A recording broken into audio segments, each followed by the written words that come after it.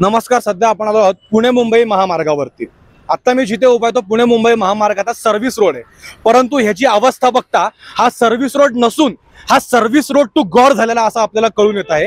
तुम्ही अवस्था बघा, इतकी वाईट अवस्था आहे की लिटरली जर इथे कोणी जर पडलं तर त्याचा डायरेक्ट मृत्यू देखील होऊ शकतो. इकडनं गाड्या ज्या टू व्हीलर जात आहेत, जीव मुठीत ठेवून इथे प्रवासी प्रवास करत आहेत. सर्व्हिस रोडवरनं जेव्हा लोक जातात, वरचा जो महामार्ग आहे तिकडनं न जाता जेव्हा काही लोक सर्व्हिस रोडचा वापर करत असतात, त्यांना व्यवस्थितपणे सर्व्हिस रोडनी जाता यावं त्यासाठी हे जात असतात. आताच आपण बघितलं की लोकांची देखील आता मागणी होती की लवकरात लवकर रस्ता नीट करा, असं म्हणजे रिपोर्टिंग चालू असताना देखील आता गाडी चालवताना तो माणूस म्हणून गेला आहे. या पार्श्वभूमीवरती आपण मागे देखील बघू शकता की लोक जीव मुठीत ठेवून प्रवास करतायत. एवढंच नाही, आणि हे खड्डे आता थोडासा पाऊस उजडला आहे त्याच्यामुळे थोडेफार तरी दिसून येत आहेत. जेव्हा धोधो पाऊस सुरू असेल, जेव्हा पावसाळा कंटिन्यूस चालू असेल, तेव्हा इकडचे पूर्ण रस्ते हे पाण्यातच असतात. तेव्हा कळणार कसं की खड्डे कुठे आणि लोक पडले तर ह्याची जबाबदारी कोण घेणार आहे.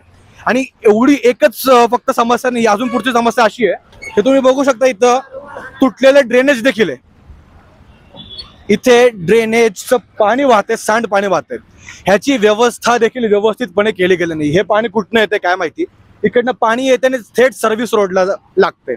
सर्व्हिस रोड हा गाड्यांसाठी असतो, सांड पाण्यासाठी नाही, आणि खड्ड्यांसाठी तर मुळीच नाही. खड्ड्यांची ओळख म्हणजे पुणे, आणि पुणे म्हणजे खड्ड्यांची ओळख, असं आजकाल आपण बघतोय सुरू झालेलं आहे.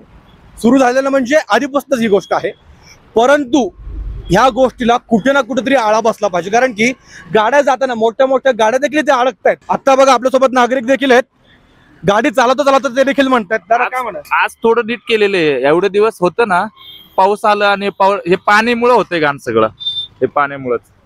आता या ठिकाणी आपण बघितलं की गाडी चालवताना देखील म्हणजे इथले जे डेली नागरिक आहेत, इकडनं जे रोजचा प्रवास करतात ते देखील म्हणतात की हे तरी कमी आहे, म्हणजे ह्याच्यापेक्षा जास्त किती असेल आपण अंदाजा करू शकतो.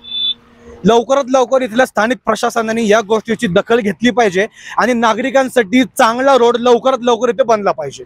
न्यूज डॉट साठी मी अंशुक आशिल.